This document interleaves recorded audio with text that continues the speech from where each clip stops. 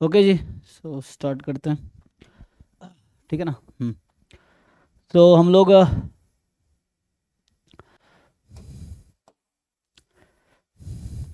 अभी 2024, 23, 22 में कोई क्वेश्चन रह गया है जो आपने ट्राई किया हो, आपसे नहीं हुआ, तो पहले वो डिस्कस कर लेते हैं, फिर हम 2021 पे आएंगे, ठीक है। सो कोई डाउट है? नहीं तो 21 स्टार्ट करूँगा मैं। 2023, 24, 23 और 22, है ना। ये 3 पेपर का डिस्कशन हो गया, लेकिन फिर भी कोई क्वेश्चन बचाओ जो आपने ट्राई किया हो, है ना। सो ट्राई करके आओ, फिर डाउट पूछो, ये जो आपसे नहीं हुआ हो। ये किस ईयर का है भाई अमन? 4360? यही 2022 का।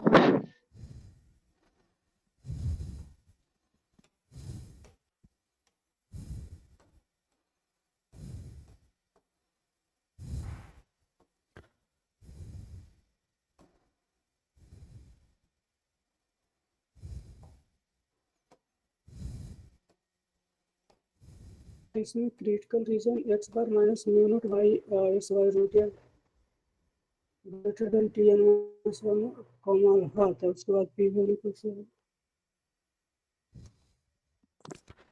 ओके, सो यहाँ पे क्या है हमारे पास कि है ना, हमारे पास है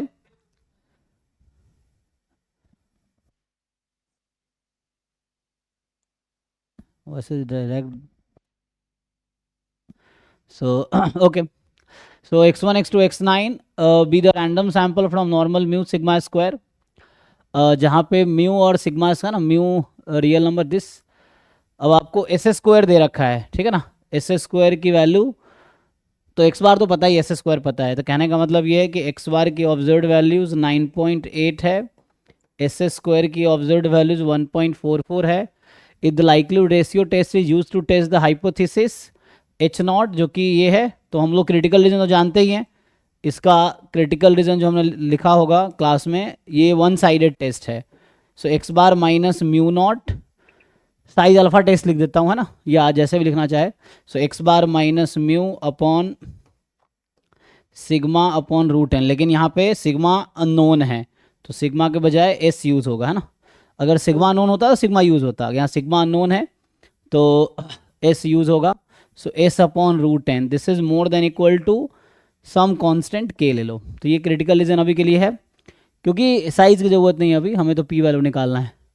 तो पी वैल्यू का सिंपल जो फॉर्मूला होता है कि हमने लिखा होगा कि टी, है ना, पी वैल्यू का फॉर्मूला, जैसे मान लो कोई कॉन्सेप्ट तुम्हें नहीं आ रहा, तो जाके जो सिलेबस में जो थ्योरी लिखाई गई है वो जाके देखना बनता है कि वहाँ पे पी वैल्यू का क्या फॉर्मूला क्लास में लिखाया गया था, उसको अप्लाई करो।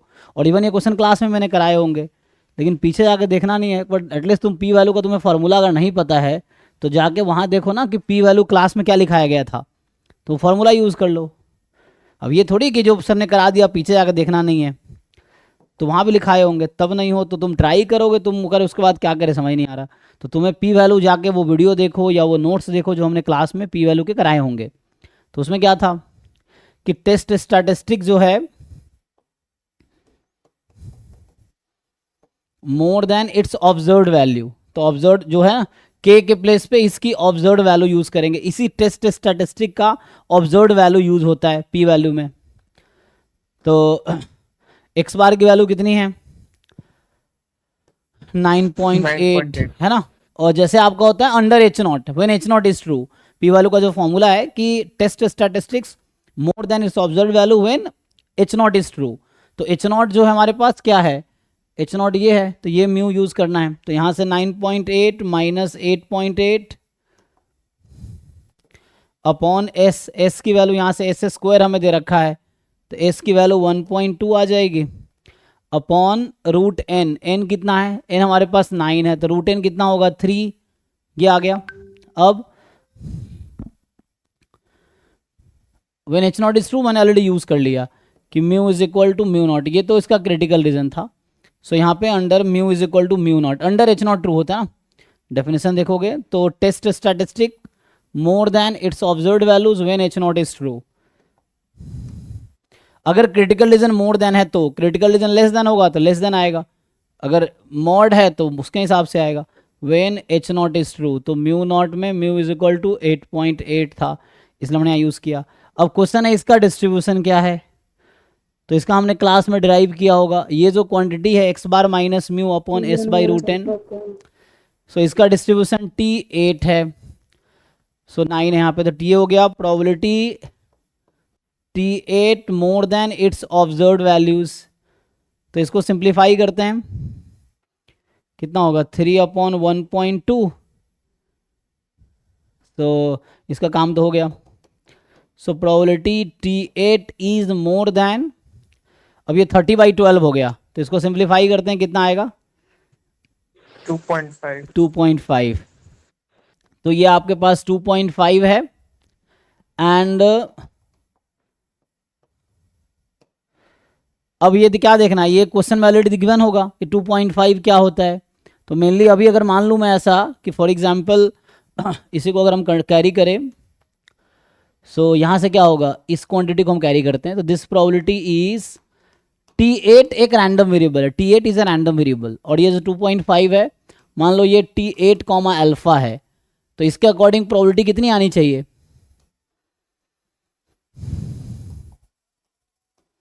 मान लो this number is T8 comma alpha, तो T8 more than T8 alpha, ये अल्फा होता है, ये क्लास में मैंने कई बार बताए हैं कि ये कोई नंबर है तो इसका आंसर अल्फा आएगा। अब क्वेश्चन है ये अल्फा क्या होगा, तो मैंने क्या किया है 2.5 की जगह ये नंबर यूज़ किया है, तो अल्फा कहाँ से आएगा, ये क्वेश्चन में गिवन होगा। कैसे गिवन होगा, T8 comma alpha is equal to 2.5। अब चेक करो वो अल्फा क्या है, वो क्वेश्चन में गिवन है, इसका फर्स्ट पेज पे जाओ, देखो क्या है अल्फा।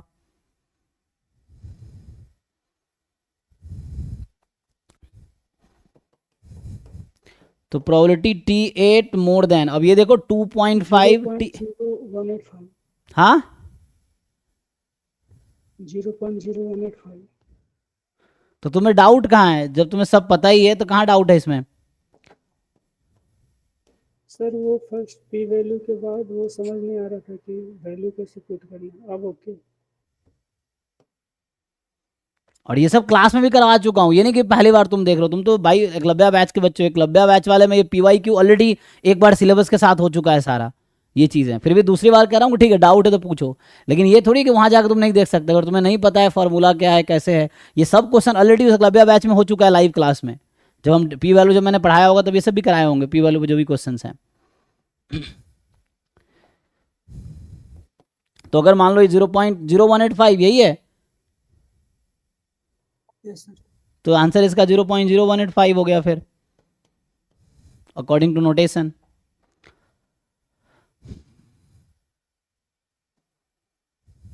किसी को डाउट है पूछो इसमें, किसी को कंफ्यूजन कुछ है तो।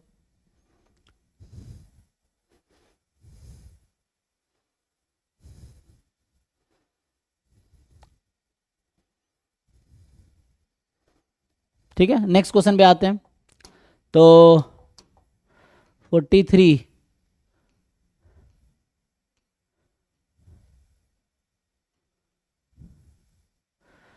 सो ये कह रहा है कि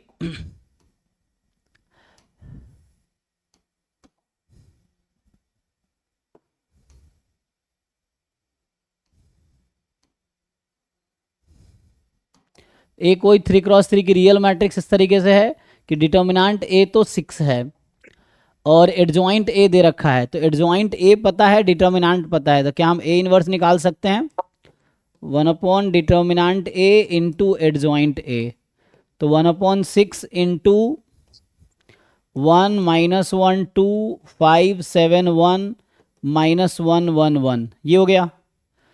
अब क्वेश्चन ये है कि इस मैट्रिक्स की आइगन वैल्यूज क्या है, पहले इस वाले मैट्रिक्स का आइगन वैल्यूज निकालो, इस मैट्रिक्स का आइगन वैल्यू निकाल लो, मतलब इस मैट्रिक्स का आइगन वैल्यू निकाल लो, क्या आएगी उसने पूछा क्या है, तो trace of A is equal to, तो मान लो इस मैट्रिक्स की आइगन वैल्यू मतलब ए इनवर्स जो मैट्रिक्स है उसकी आइगन वैल्यू आएगी मान लो λ1 λ2 λ3।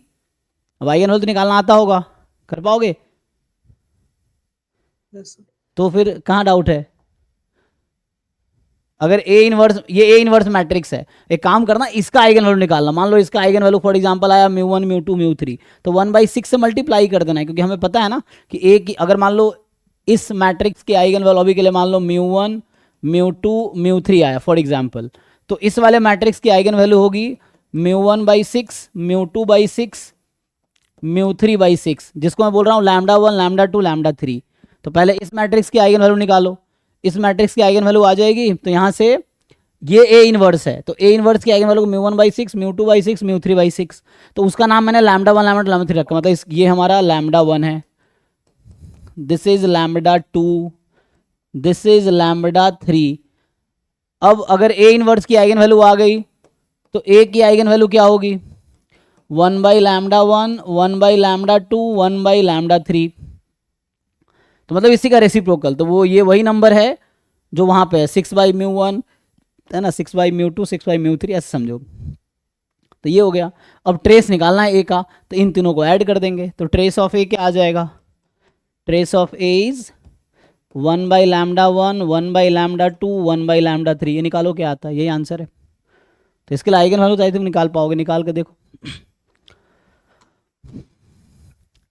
और आइगन वैल्यू नहीं निकाल पाओ तो बताओ कि नहीं निकाल पाए, फिर मैं सॉल्व कर दूंगा। ये है 2022 में या 23 या 24 में जो भी जिनके डाउट्स बचे हुए हैं, जो आपने ट्राई किए हो, मैं फिर से कह रहा हूँ डाउट वही पूछेगा जो ट्राई करके आएगा। अगर हो गया तो बहुत अच्छा, नहीं हुआ तो पूछो, और शर्माने घबराने की ज़रूरत नहीं है, ठीक है ना। उसमें तुम्हें अगर सच में सीखना है तो पूछना पड़ेगा, पूछोगे सीखोगे ना, ये है। लेकिन ट्राई करके आओ तभी पूछना, जब ट्राई करना तब पूछना आराम से, ठीक है। सो 51, 52 है ना।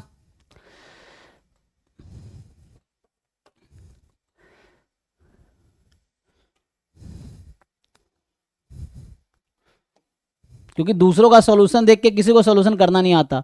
जब सॉल्यूशन करोगे तो तुम्हें समझ आएगा कि बीच के डिफिकल्टीज क्या है, उस प्रोसेस को तुम खुद फील करोगे, और तभी एग्जाम में कर भी पाओगे। घर पे तो देख देख के कर लोगे किसी का सॉल्यूशन देख के, एग्जाम में सॉल्यूशन स्टार्ट ही नहीं कर पाओगे। अगर तुमने खुद से सॉल्व करने की हैबिट नहीं डाली तो एग्जाम में किसी क्वेश्चन का सॉल्यूशन स्टार्ट ही नहीं कर पाओगे, तुम्हें यही समझ नहीं आएगा कहाँ से शुरू करे। तो ये है, तो जब शुरू ही नहीं होगा तो अंत कैसे होगा, ये है। तो आंसर कभी आएगा ही नहीं फिर तो। हाँ हाँ जी नवीन, कुछ पूछना है क्या?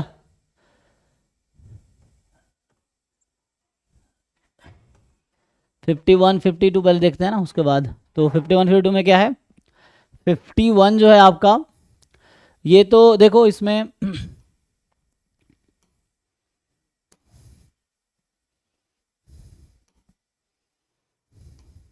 सर इसमें डायरेक्ट वैल्यू x² के निकाल के fx में करके किए थे, थीटा से करके कर देंगे। हाँ ठीक है, जिनका डाउट उनका देखते हैं। हाँ जी भाई, किनका डाउट है ये? इसमें क्या बोला है कि हमारे पास fxy एक फंक्शन है और small capital M small m maximum और मिनिमम वैल्यू है, तो आपको बता रहा है ऑन द सर्कल दिस। तो ये कुछ वैसा कंडीशन है कि maximise this under this condition, minimise this under this condition. तो यहाँ पे कुछ ऐसा हो गया ना, ये जो पॉइंट्स हैं ये सर्कल पे है जिसका रेडियस 7 है ना। तो ये जो पॉइंट्स है ये सर्कल के पॉइंट्स हैं, सरकमफ्रेंस पे, इनसाइड नहीं, सरकमफ्रेंस पे पॉइंट्स हैं। सर्कल के सरकमफ्रेंस का पॉइंट देखो कि सर्कल के सरकमफ्रेंस पे कौन कौन से पॉइंट है जहां पे वैल्यू मैक्सिमम हो जाएगी या मिनिमम हो जाएगी, दोनों चाहिए हमें। तो कोई दिक्कत नहीं, एक नया फंक्शन बना सकते हो ना। ये क्वेश्चन ऐसा है कुछ कि मैक्सिमाइज एंड मिनिमाइज fxy, जो कि है x² - 12y subject to x² + y² is 49। तो इसमें एक सिंपल तरीका ये होता है कि तुम यहां से x² की वैल्यू निकाल लो, तो x² की वैल्यू निकालोगे तो 49 - y², और इसको यहां पुट करो तो ये फंक्शन तुम्हारी बन जाएगी। इसका नाम अभी रख दिया मैंने, मान लो gy। तो x² की जगह रखो, x² की जगह 49 - y² है ना। सो आप यहां पुट कीजिए 49 - y² - 12y, ये हो जाएगा। और आगे आप g' निकाल लो, सो g' निकालोगे -2y - 12। अच्छा यहाँ ध्यान दो, जब तुमने एक वेरिएबल में कन्वर्ट किए तो y की वैल्यू कहाँ से कहाँ तक होगी, तो y की वैल्यू जो है ना, ये तो सरकमफेरेंस के पॉइंट्स है ना, तो 8 तो कभी हो नहीं सकता y की वैल्यू। सर्कल के सरकमफ्रेंस पे y की वैल्यू कहाँ से गया, तो यहाँ से आ जाएगा, तो y की वैल्यू -7 और 7 के बीच में ही रहेगी, इससे आगे तो होना नहीं है। तो यहाँ पे है y जो है -7 और 7 के बीच में ही होना है, उसके बाहर नहीं जा सकता y -7 और 7 के बीच ही रहेगा, इसी बीच में होगा कोई पॉइंट लेंगे तो, मतलब वो y का कोऑर्डिनेट 0 से -7 से 7 में ही होगा, चाहे कहीं भी पॉइंट, यहाँ पॉइंट है, ये कोऑर्डिनेट है इस तरीके से। तो यहाँ पे ये है, अब इसको डिफरेंशिएट किया हमने, सो -2y -12, इसको 0 पुट कर दो तो y की वैल्यू निकल के आएगी -6, यही है जी। और -6 इसमें बिलोंग करता है क्या, चेक कर लो, मैंने कैलकुलेशन सही किया ना। तो 49 - y², डिफरेंशिएट किया, 2y इज -12, y इज -6। अब ये जो पॉइंट है ये इसमें आना चाहिए, क्या -7 और 7 में है, यस इसमें है ना, तो ये बिलोंग करता है क्रिटिकल पॉइंट में, yes. So this question is like absolute maxima absolute minima of a function, है ना, ये कॉन्सेप्ट पढ़ा होगा 12th क्लास में भी है, 11th 12th के एनसीईआरटी में भी है कि एब्सोलूट मैक्सिमा एब्सोलूट मिनिमा कैसे फाइंड करना है किसी वन वेरिएबल फंक्शन का when domain is a closed interval. तो क्या करते हैं, क्रिटिकल पॉइंट निकालते हैं, critical point should be in the domain, and उसके बाद चूंकि यहाँ क्लोज इंटरवल है तो मैक्सिमा मिनिमा में exist at the end point of the interval, है ना। तो आप क्या करेंगे, critical point as well as and point को 1 by 1 फंक्शन में पुट कीजिए, जो लार्जेस्ट होगा वो ग्लोबल मैक्सिमा या एब्सोलूट मैक्सिमा, जो स्मॉलेस्ट होगा वो ग्लोबल मिनिमा या एब्सोलूट मिनिमा होगा। तो अब एक काम करो, ये जो fxy था ना वही gy है, तो gy में रख दो ये पॉइंट, सो g ऑफ निकालो 7, g ऑफ निकालो -7 और g ऑफ निकालो -6। तो 7 -7 तो डोमेन का एंड पॉइंट है और -6 क्रिटिकल पॉइंट है। तो जब डोमेन क्लोज इंटरवल है तो मैक्सिमा मिनिमा में be obtained at critical point और on the at the end points of the interval और द डोमेन। बताओ इसकी वैल्यू निकाल के पुट करो यहाँ पे। -7 पे 84 आता है, -7 पे 84, हाँ, इधर और 7 पे -84, -84 -6 पे 85, +85, हाँ, चलो बढ़िया, तुमने कैलकुलेट कर रखा है ना। तो यहाँ पे क्या हो गया, तो अब आपको देखना है कि इसमें लार्जेस्ट कौन सा है, जो लार्जेस्ट है वो मैक्सिमम है, तो लार्जेस्ट 85 है, तो 85 is the global maximum absolute maximum of the function g, और g fxy की वैल्यू थी जो हमने ये पुट कर दिया था, fxy और g सेम ही फंक्शन है, तो मतलब इस फंक्शन में जो कैपिटल M हमें कह रहा है वो 85 है, small m is the minimum value. इन तीनों में देखो सबसे स्मॉलेस्ट कौन सा है, वो मिनिमम है, स्मॉलेस्ट कौन सा है -84, तो ये -84 हो गया। तो कैपिटल M का मॉड प्लस स्मॉल m का मॉड पूछ रहा है आपसे, है ना। देखो कैपिटल में small m maximum value function की है, तो बस हो गया जो भी आएगा ये 169। सर ऐसे तो किए थे, एक होता है ना कि x बराबर 7 cos थीटा या फिर 7 sin थीटा करके करने से, एक क्वेश्चन 2021 में है इसी पे। हाँ जी, उससे भी हो जाएगा, कोई दिक्कत नहीं। एक क्वेश्चन 50 तरीके से हो सकता है, मैं कई बार ये चीज़ रिपीट कर चुका हूँ कि एक क्वेश्चन 50 अलग अलग तरीके से होगा, लेकिन हमें ज़्यादा ज्ञानी बनने के बजाय कम से कम एक तरीका अच्छे से आना चाहिए, ये है। बाकी हो सकता है राइट अप्रोच पता हो तो अच्छी बात है, लेकिन हमें है ना 4 तरीके से क्यों, मैं एक तरीके से सॉल्व कर दिया, बाकी तरीके से तुम कर लो अगर करना आता है तो। ये आंसर आना चाहिए, एक तरीका कम से कम ठीक से आने चाहिए, ये है। बाकी क्वेश्चन तो बहुत सारे तरीके से हो सकता है, तो ज़रूरी नहीं कि मुझे वही आता हो जो तुम्हें आता हो, तुम्हें जो आता हो उससे करो, आंसर वही आएगा। 52 में क्या है भाई, तो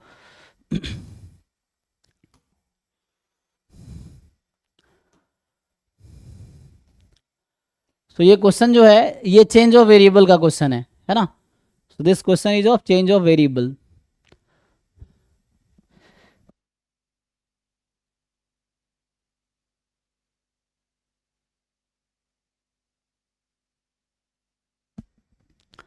ठीक है, मैं कह रहा हूं कि यहाँ पे क्या है, चेंज ऑफ वेरिएबल है ना, तो क्या करेंगे, क्योंकि वैसे ऑर्डर चेंज करके भी आप इसको इंटीग्रेट नहीं कर पाओगे, क्योंकि वो x + y है ना, स्क्वायर में यहाँ y/x + y है, तो वैसे इंटीग्रेट नहीं होता, यहाँ पे होगा चेंज ऑफ वेरिएबल लगा के।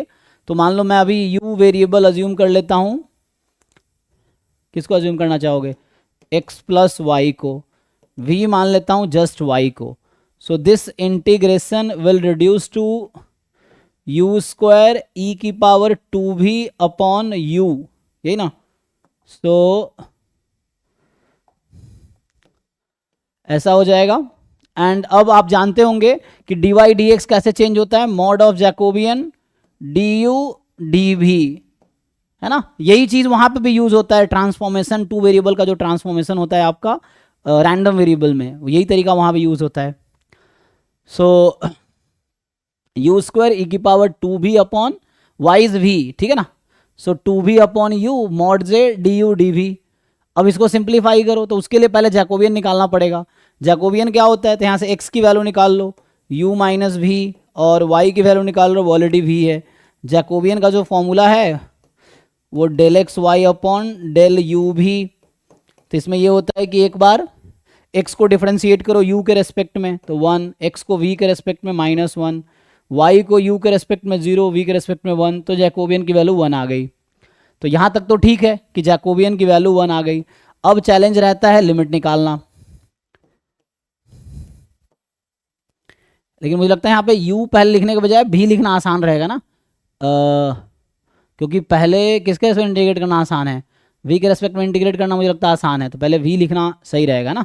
तो v dv du है ना, तुम्हें खुद डिसाइड करना है कि dv du लिखे या du dv लिखे, और दोनों तरीके से आंसर सेम ही आएगा, बट आपको देखना है किस वे में इंटीग्रेशन इजी होगा। तो यहाँ ये डिसाइड करना है किस वेरिएबल के रेस्पेक्ट में पहले इंटीग्रेट करना इजी पड़ेगा। तो यहाँ u के रेस्पेक्ट में करोगे फिर प्रोडक्ट है, तो v के रेस्पेक्ट में एक बार ही आ रहा है, तो v के रेस्पेक्ट में इंटीग्रेशन आसान रहेगा। तो instead of writing d u d v you write d v d u. तो यहाँ पे आप लिख सकते हो d v d u. So ये डी वी डी यू, क्योंकि जैकोबियन तो 1 आ गया। अब रहता है यहाँ पे लिमिट निकालना कि what is limit of the integration. So limit क्या होगा, तो यहाँ पे आप देख रहे हैं कि जो y की वैल्यू है, इसमें जो क्वेश्चन में दे रखा है y is between 0 and 2 minus x, ठीक है जी, और x इज बिटवीन 0 एंड 2, यही चीज है। तो या तो इसका ग्राफ बना सकते हो तुम, या है ना, कई सारे अप्रोच होते हैं। सो एक तो ये तरीका है यहाँ पे, है ना। एक तो तुम्हें अगर कुछ समझ ना आए तो एक्स वाई की वैल्यू रख दो। जैसे एग्जांपल के लिए y है 0 से 2 माइनस यू, तो तुम y की जगह y की वैल्यू रखो, या उसको अगर मैं एक लाइन में इसको मैं अगर x ऐड कर दूं इस इक्वेशन में तो क्या बनेगा, पहले इक्वेशन में x ऐड कर देता हूं तो x plus y is more than equal to x and 2 आ जाएगा। x प्लस वाई की वैल्यू क्या है, तो x प्लस वाई u है, तो u is more than equal to, और यहां पे व्हाट इज x, तो x की वैल्यू जो आई हुई है u माइनस वी, और ये लेस देन इक्वल टू 2 है अभी के लिए, यही ना। तो इसको अलग अलग भी कर सकते हो, इसका ग्राफ बना लो। तो ग्राफ कैसे बनाते हैं, ये पहले वाला जो था y बिटवीन 0 से 2 माइनस एक्स उसका हमने किया, एंड सिमिलरली x का है तो x तो u माइनस वी है 0 से 2, लेकिन उसको रहने दो, अभी पहला वाला इजी आएगा। नहीं तो तुम दूसरा तरीका जानते होगे ग्राफ बना के, है ना, तो उससे आ जाता है।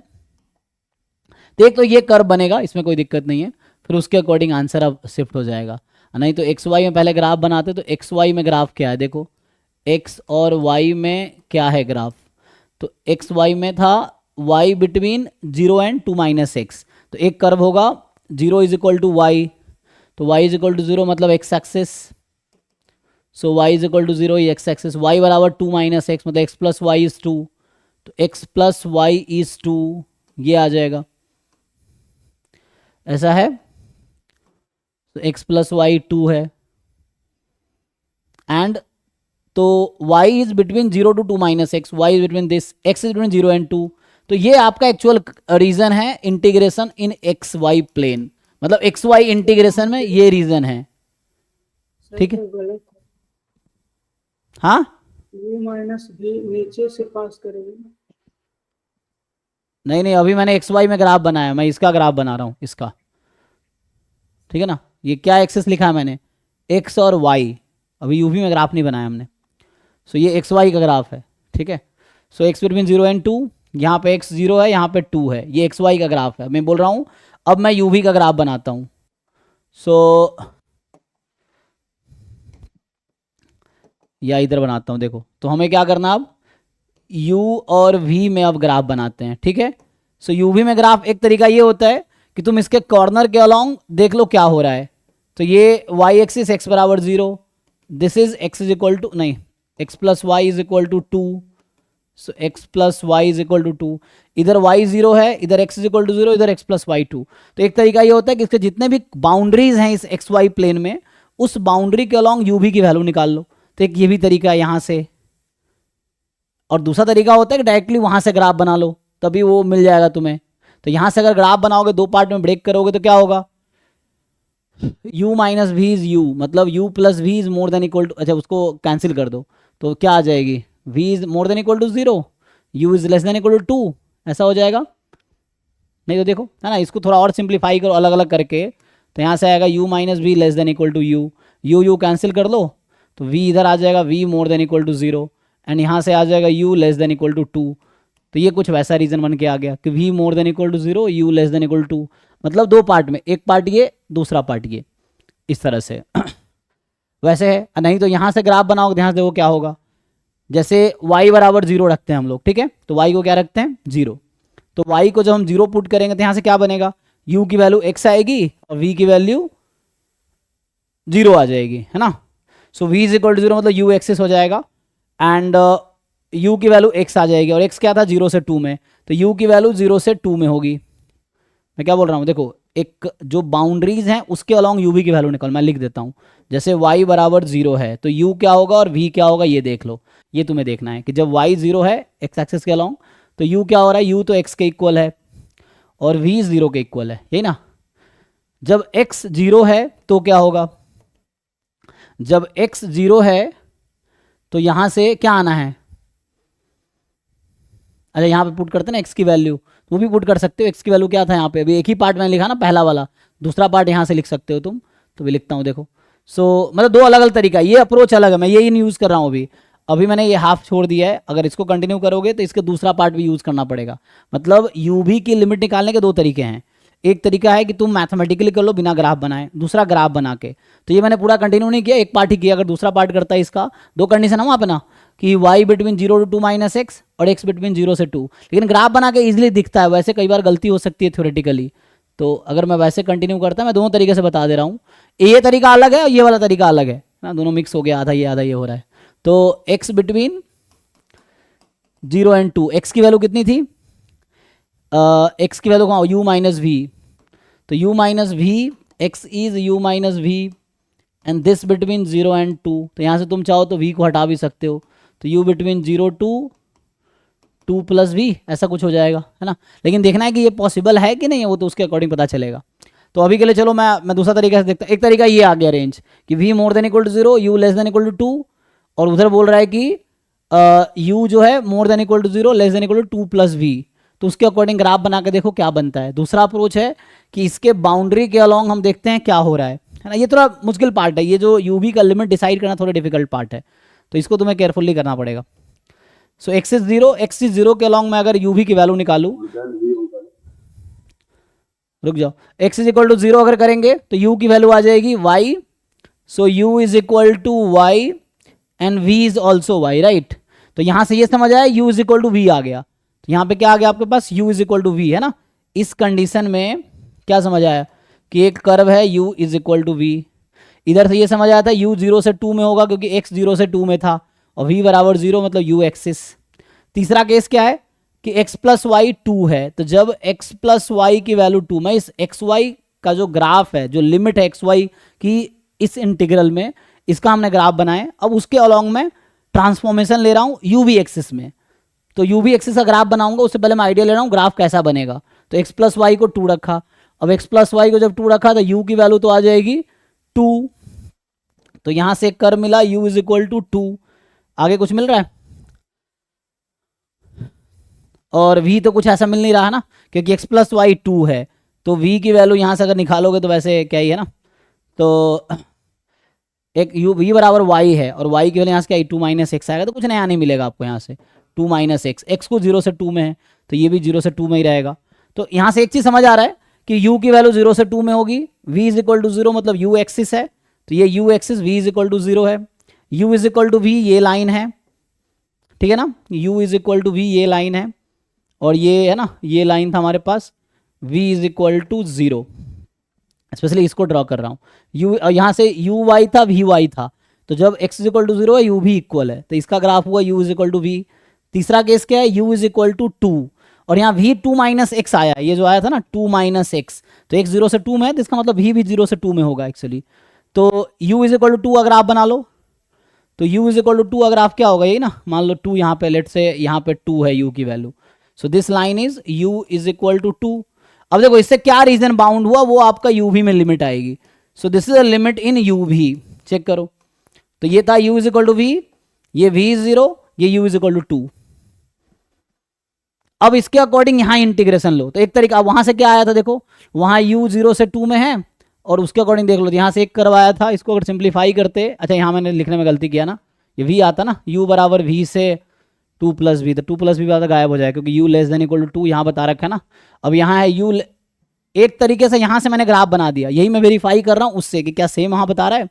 तो यहाँ कह रहा था u less than equal to 2 है, ये कह रहा है u less than equal to 2 plus v है, तो इंटरसेक्शन क्या आएगा उस दोनों का, कि u less than equal to, u less than equal to 2 plus v, intersection होगा जब लेस देन में तो मिनिमम वाला, तो यहाँ आएगा u less than equal to 2, ठीक है, और v more than equal to 0, तो v more than equal to 0, u less than equal to, and यहाँ पे है u is equal to v का ग्राफ बनाओगे तो u more than equal to v, u more than equal to v, तो वहाँ से भी सेम ही रीजन आ रहा है अगर तुम सही से देख पाओ तो एक तरीका ये था, दूसरा तरीका ये है, तो वहाँ से भी रीजन वही आ रहा है, देखो ये है u is equal to v, तो इधर रीजन है u more than v, u less than equal to 2, u less than equal to 2 plus v, तो v तो पॉजिटिव नंबर होगा, तो 2 और 2 प्लस v का मिनिमम 2 आएगा, तो इसका मतलब है कि u is less than equal to 2, तो ये लाइन था u इज इक्वल टू 2, तो इससे लेस।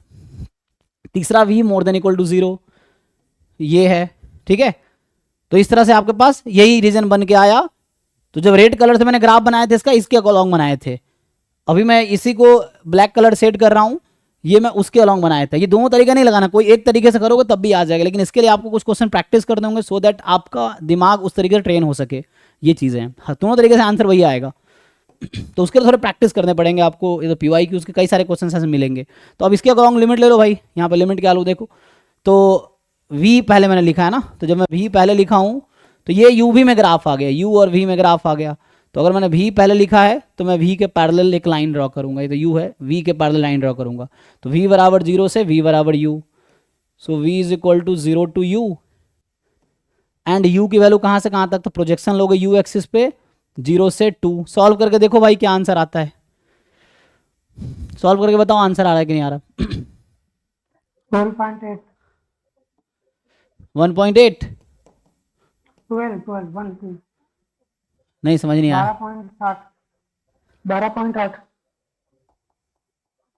कोई साफ लैंग्वेज में बोलो भाई, ये मतलब साउंड यहाँ ज़्यादा है क्या, चैट में लिखो। 12.8 बोल रहे हैं। 12.8, अच्छा अच्छा ठीक है, हाँ 12.8, ओके ओके, तो ठीक है। देख लो, जिनको अगर डाउट है पूछो, क्वेश्चन पूछो। इसमें दो तरीके हैं, मतलब या तो ये तरीका लगाओ या ये ग्राफ वाला तरीका लगाओ, ये है। चलिए नेक्स्ट क्वेश्चन पे आते हैं। तो ये था 52 और 51 हो गया ना। 2022 में और किसी का डाउट बचा है? क्वेश्चन 37 का सी पार्ट और क्वेश्चन 31। तुम लोग पहले सोए हुए थे? 37 एंड 31 तो पिछले 3 क्लास ही डिस्कशन हो रहा है ना।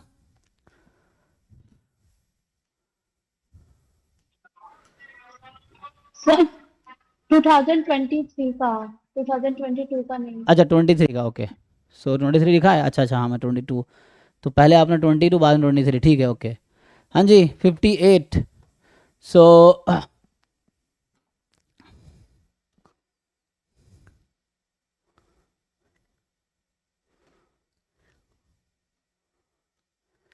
इसमें क्या भाई, ये भी क्लास में करा रखा। तुम लोग क्या क्लास में सो रहे होते हो जो रेगुलर बच्चे हैं? तो उसको रिवाइज करो ना, इसलिए कहता हूँ रिवीजन बहुत ज़रूरी है।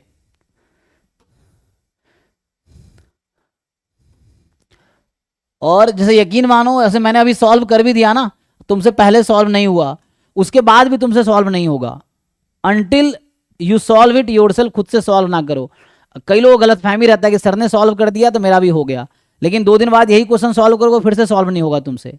तो सॉल्यूशन देखने का मतलब थोड़ी कि तुम्हें आ गया, मैं कह रहा हूँ सॉल्व करके देखो खुद से और लॉजिकली हर स्टेप में आगे बढ़ो। अगर तुम्हें हर स्टेप का क्लियर है लॉजिक्स कि क्यों ऐसा हो रहा है तो देन हो गया। तो वही है, अभी तुम नहीं कर पा रहे हो मतलब कहीं ना कहीं तुम्हें प्रॉब्लम है किसी ना किसी स्टेप में, तो आगे नहीं बढ़ पा रहे हो।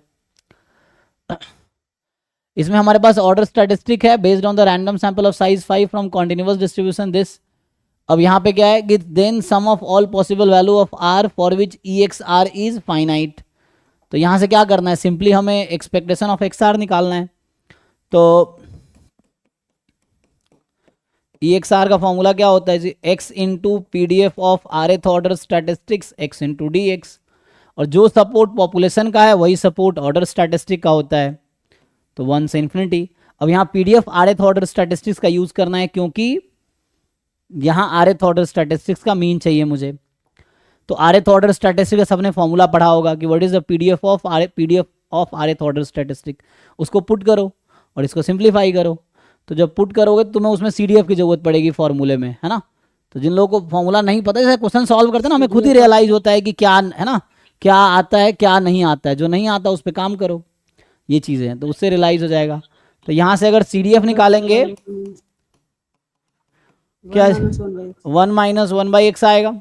अब यहाँ से जब हम आर एथ ऑर्डर स्टैटिस्टिक्स के पीडीएफ का फॉर्मूला यूज़ करेंगे, सो ये 1 से इन्फिनिटी x, यहाँ n की वैल्यू कितना है 5, तो n 5 है, सो 5 फैक्टोरियल क्या होता है r minus 1 factorial and 5 minus r factorial n minus r. Just r th order statistics के पीडीएफ का फॉर्मूला तुम्हें याद रखना पड़ेगा, एग्जाम में भी जरूरत पड़ेगी। आर फैक्टोरियल सो यहाँ से 5 माइनस आर फैक्टोरियल। अब यहाँ आता है C D F of x, है ना। तो सी डी एफ जो है इसका 1 माइनस 1/x, मैं directly r th order statistics के पीडीएफ का फॉर्मूला यूज़ कर रहा हूँ। तो C D F of x इसकी power r minus 1 minus C D F of x, तो जो कि होगा 1/x, इसकी पावर आता है 5 minus r into P D F of x जो कि है 1/x² dx। अब बस तुम्हें इतना ही चेक करना है कि ये इंटीग्रल r के किस किस वैल्यू के लिए फाइनाइट आएगी। तो r के जिन वैल्यूज के लिए फाइनाइट आएगी वो आपको ऐड करना है। यही कह रहा है कि sum of all possible values of r for which E x are is finite. तो अब बस ये देखना है कि ये इंटीग्रल की वैल्यू फाइनाइट r के किस वैल्यूज के लिए आएगी। तो तुम r की पॉसिबिलिटी 1 से 5 तक है, तो वैसे लेंदी हो जाएगा, एक बार 1 रखोगे 2 रखोगे 3 रखोगे, तो इस वजह से जनरल सॉल्व कर लो, आगे जाके कुछ ना कुछ रिड्यूस हो जाएगा। सिर्फ 5 पे नहीं है, बाकी सब पे है। तो यहाँ पे क्या आ जाएगा, इसको अभी हम सॉल्व करेंगे। तो जैसे मान लो कुछ सिंप्लीफाई कर लो इसको, तो ये तो कांस्टेंट है, इसको बाहर निकाल सकते हो, ये जो कांस्टेंट है that you can take out. तो ये जो कांस्टेंट इसको बाहर निकालोगे 5 factorial r minus 1 factorial 5 minus r factorial. अब ये है इंटीग्रेशन 1 से इन्फिनिटी, थोड़ा सिंप्लीफाई कर लो। तो ये 1/x² है, यहाँ 1/x की पावर 5 माइनस r है। तो एक काम करते हैं, अभी 1/x को ना t मान लो, इसको थोड़ा सिंप्लीफाई करते हैं इंटीग्रेशन को। तो अगर मैं 1/x को यहाँ पे t ले लूँ, मैं इस इंटीग्रेशन को चेंज ऑफ वेरिएबल लगा रहा हूँ ना, सब्सटीट्यूशन मेथड। तो 1/x को मैंने t नाम दे दिया, तो dt हो जाएगा माइनस 1/x² dx, है ना। t is 1/x and dt is minus 1/x²।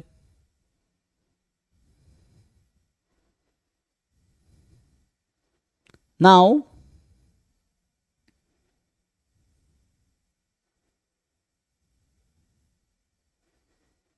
Put करो, तो एक काम करते हैं इसको ना, ये तो माइनस dt बन जाएगा, so that will be minus dt, और यहाँ रखोगे t।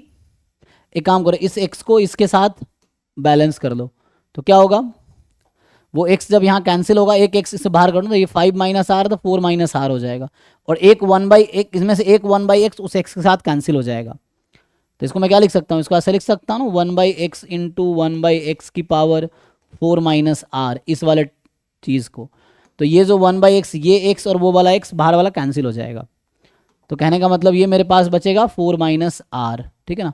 सो इसको मैं लिखता हूँ, तो यहाँ होगा 1 माइनस t, ये 1 माइनस t, ये तो बाहर आ चुका है, वो x को यहाँ बैलेंस कर देंगे, आर माइनस वन, और यहाँ 1/x 5 माइनस आर, एक एक्स कैंसिल कर दिया, तो टी है ना, या समझो ये टी की पावर दिस और ये 1/t है ना, तो टी की पावर 5 माइनस आर और यहाँ 1/t होगा, तो एक पावर कम हो जाएगा, तो टी की पावर 4 माइनस आर, यही बनेगा रिड्यूस होके।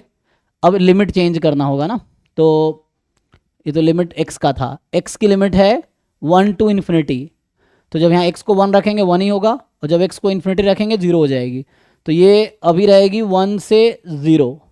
अब ये माइनस क्या करेगा, हमें हेल्प करेगा इसको इंटरचेंज करने में ना, तो नेगेटिव से क्या होता है, लिमिट इंटरचेंज हो जाते हैं डेफिनेट इंटीग्रेशन में, तो इस माइनस को अगर प्लस कर दोगे तो ये 0 से 1 हो जाएगी, ठीक है।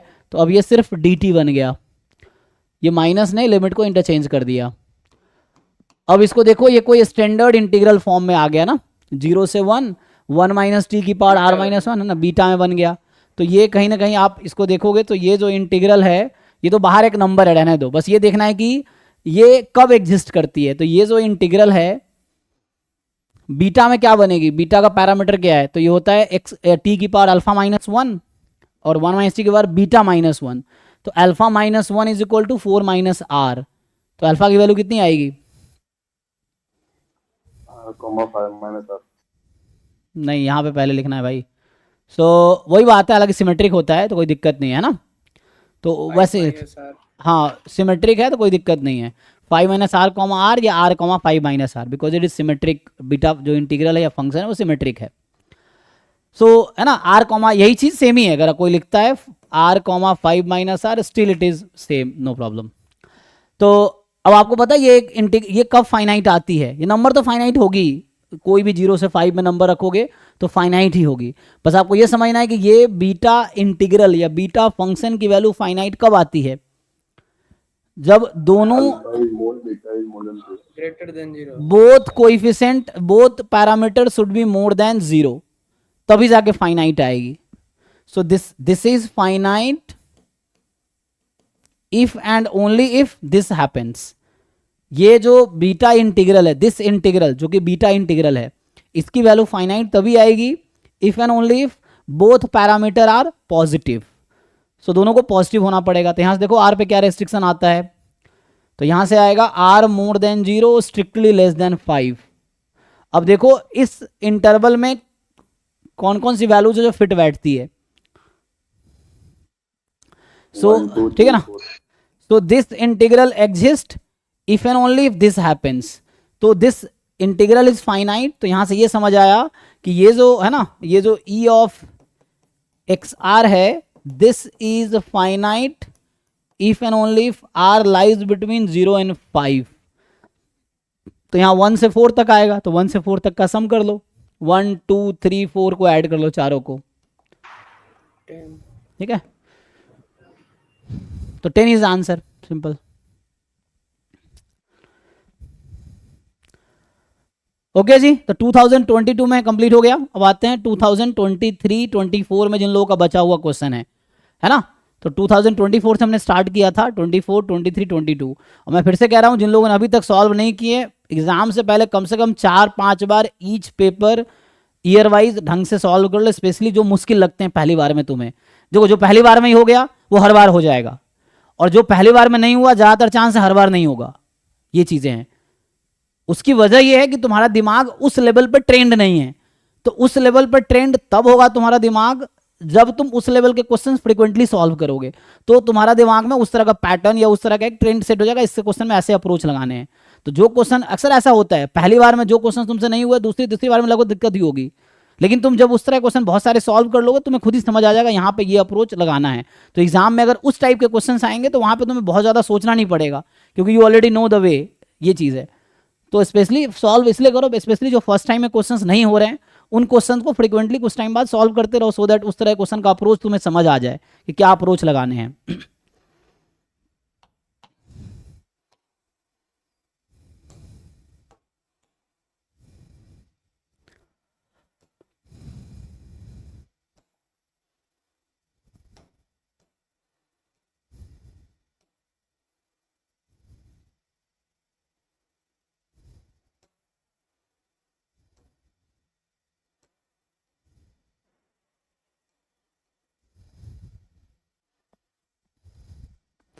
सो 23 में क्या है कि क्वेश्चन 37 का पार्ट सी,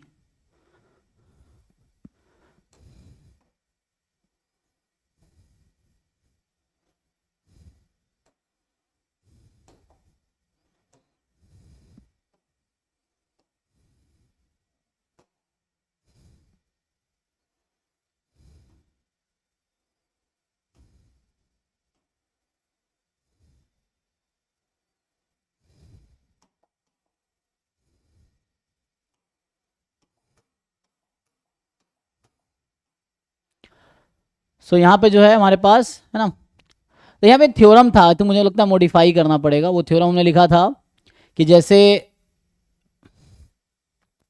यहाँ पे क्या है कि एक्स वाई जो है नॉर्मल 0 1 है, आईआईडी नॉर्मल 0 1 है, ठीक है, and u is x upon y, तो u is x upon y, यही है। तो यू जो है एक्स अपॉन वाई है,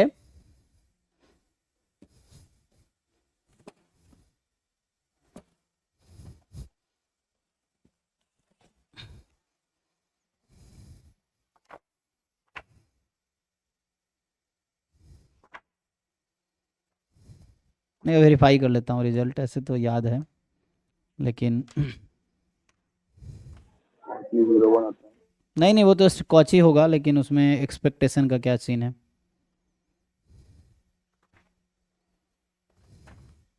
एक्सपेक्टेशन -1 से 1 के बीच में रहता है तब एग्जिस्ट करता है।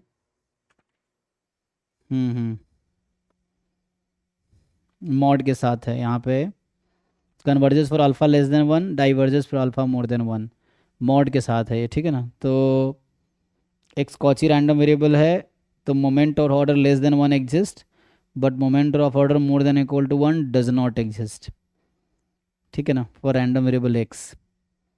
तो वही रेसिप्रोकल भी स्टैंडर्ड कॉची होता है। तो मेनली ये कहता है कि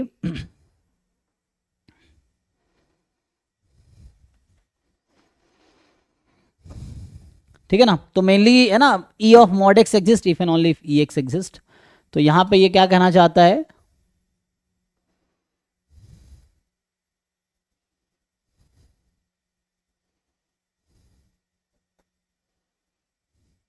तो मेनली जो इसने प्रूव किया है ना, इसको प्रूव किया है कि जो x अपॉन वाई मान लो u है, so that you know this is Cauchy 0 1, है ना, u जो यहाँ लिखा हुआ है हमने, तो u इज कॉची 0 1। फिर क्या होता है, एक्सपेक्टेशन ऑफ मॉड u की power alpha exist for all alpha more than 1, नहीं लेस देन 1।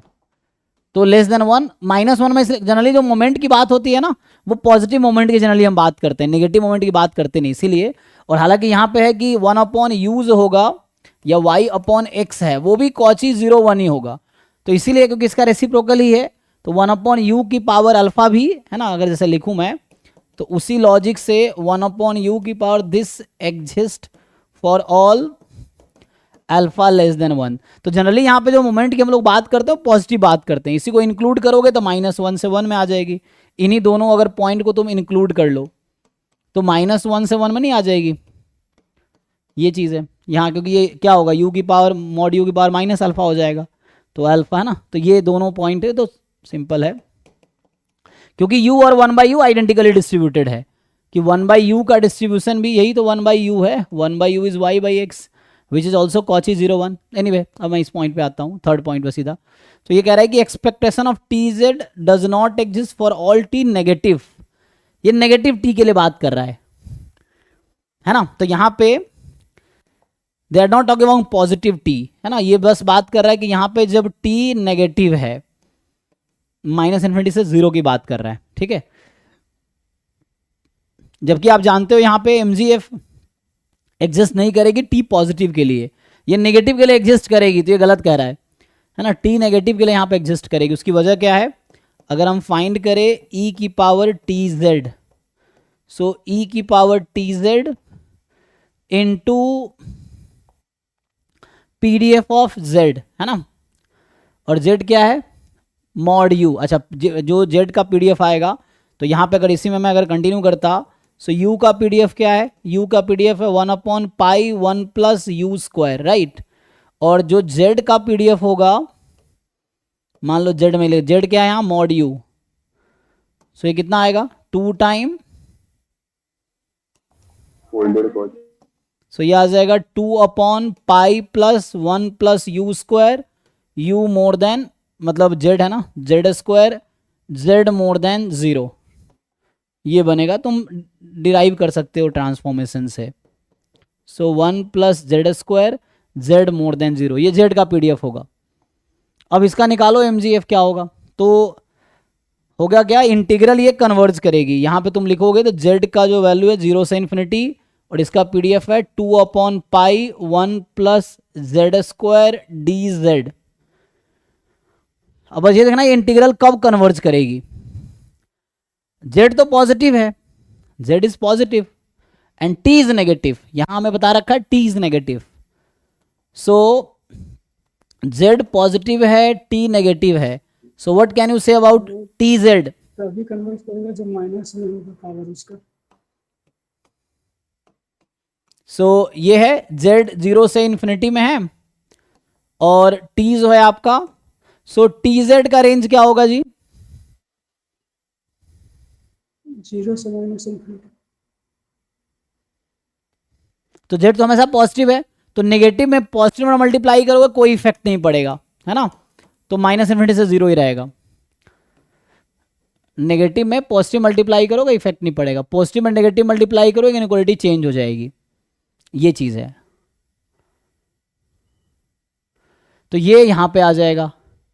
अब what can you say about e की पावर tz, ये कहां से कहां तक, एक्सपोनेंस, दोनों तरफ एक्सपोनेंशियल फंक्शन हम ऑपरेट कर रहे हैं, तो एक्सपोनेंशियल फंक्शन इंक्रीजिंग फंक्शन है, तो ये 0 to 1 हो गई, सो e की पावर tz इंटू 2/पाई 1 प्लस जेड स्क्वायर, ये होगा, ये तो 0 हो जाएगा लेफ्ट में, है ना, ये हो गया 0, और ये आ जाएगा 2/पाई 1 प्लस जेड स्क्वायर, ठीक है जी, यही होगा। लगाओ इंटीग्रेशन दोनों तरफ, तो इंटीग्रेटिंग ऑल साइड्स, तो इसका जब इंटीग्रेशन करोगे, तो इंटीग्रेशन लगाओगे तो e की पावर tz का एक्सपेक्टेशन आ जाएगा, इसको इंटीग्रेट करो और इसको इंटीग्रेट करो, तो इसका 1 आएगा, लो जी। So this exist for all t between, for all t is less than 0,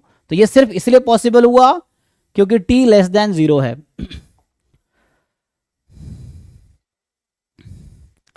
सो इसका मतलब क्या हुआ कि e की पावर tz का जो एक्सपेक्टेशन है वो फाइनाइट आएगी, क्योंकि बाउंडेड है दोनों तरफ से, तो फाइनाइट ही होगी। अपर बाउंड लोअर बाउंड दोनों पता है हमें, अपर बाउंड 1 है, लोअर बाउंड 0 है, सो कह रहा है डज नॉट एग्जिस्ट, तो ये गलत कह रहा है, इट विल एग्जिस्ट।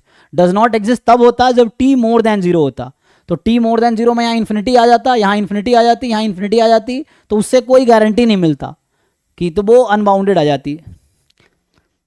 सो इस केस में ये फाइनाइट है। तो ये 37 नंबर क्वेश्चन का C part of 2023 paper. Okay जी, सो 31 क्या है इसमें,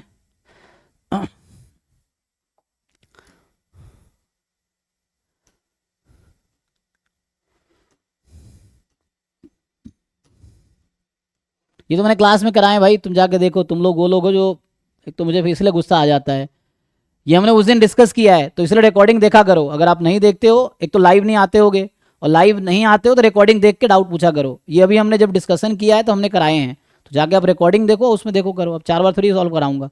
अभी 2023 का जब डिस्कशन करा रहे थे 2 क्लास पहले, तो हमने ये क्वेश्चन ऑलरेडी सॉल्व करवाया है, तो आप जाके वहाँ पे देखिए रिकॉर्डिंग एंड देन वॉच। एक तो लाइव नहीं आते हो, रिकॉर्डिंग भी नहीं देखते हो, एक ही क्वेश्चन 4 बार पूछोगे, ठीक है ना। तो 2024 के क्वेश्चन हमने करा रखे हैं ऑलमोस्ट सारे, 2023 के भी सारे कराए हैं, उसमें ये भी कराया हमने। तो जब लाइव नहीं करते हो, रिकॉर्डिंग देख के फिर डाउट पूछो, यानी कि एक ही क्वेश्चन 50 बार पूछो, 50 अलग अलग बच्चा पूछेगा, इतना वेला नहीं हूं मैं, है ना। सो ये चीज़ है, जब क्लास हो रही तो रेगुलर अटेंड करो, कंसिस्टेंटली अटेंड करो, तो पता रहेगा क्या चल रहा है क्या नहीं चल रहा है। और नहीं अटेंड कर पाते हो तो पहले देखो वीडियो कि जो 2024 का डिस्कशन कराया उसमें वो क्वेश्चन कराएं कि नहीं कराएं, 2023 का डिस्कशन कराया उसमें ये क्वेश्चन कराए कि नहीं कराए, फिर डाउट पूछो, ठीक है। तो इसको देख के आओ, वीडियो में देखो, हम सॉल्व करा रखे। और किसी का बचा है कुछ, इसलिए जो सॉल्व करके आओ, डाउट पूछो, जो रह जाता है सर। वो पूछो। हाँ, तो 22, 23, 24 में कोई क्वेश्चन बचा है तो बताओ। सर मुझे एक बात पूछनी थी, एमएससी के स्टैटिस्टिक्स के बाद जॉब अपॉर्चुनिटी के बारे में थोड़ा बता सकते तो अच्छा होता।